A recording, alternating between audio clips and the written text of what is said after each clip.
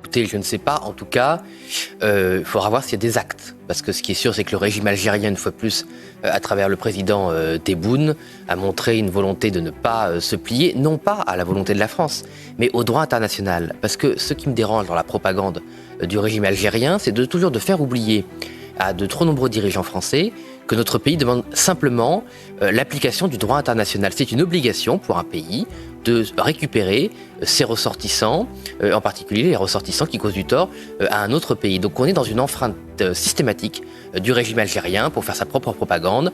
Le régime algérien essaie de faire oublier à son peuple et à sa jeunesse qu'ils n'ont rien à leur proposer depuis l'indépendance, qu'ils ont gâché toutes les opportunités, notamment leurs ressources naturelles dont ils disposaient. Et voilà, l'insulte contre la France, les accusations infondées contre notre pays sont en fait, le carburant de ce régime autocratique.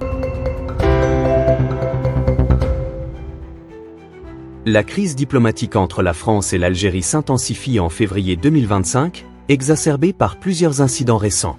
Le Premier ministre français, François Bayrou, a exprimé sa frustration face au refus de l'Algérie de reprendre ses citoyens faisant l'objet d'ordres d'expulsion, notamment après une attaque au couteau mortel à Mulhouse perpétrée par un Algérien en situation irrégulière. En réponse, la France envisage de réexaminer les accords migratoires de 1968 avec l'Algérie, accordant un délai de 4 à 6 semaines pour ce processus.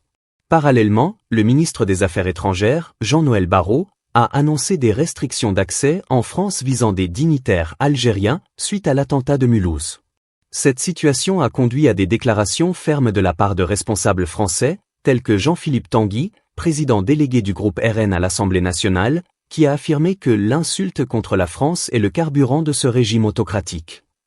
Ces tensions sont également alimentées par la reconnaissance par la France de la souveraineté du Maroc sur le Sahara occidental, une décision qui a irrité Alger. Les relations économiques entre les deux pays se sont détériorées, avec une diminution de 30% des échanges commerciaux.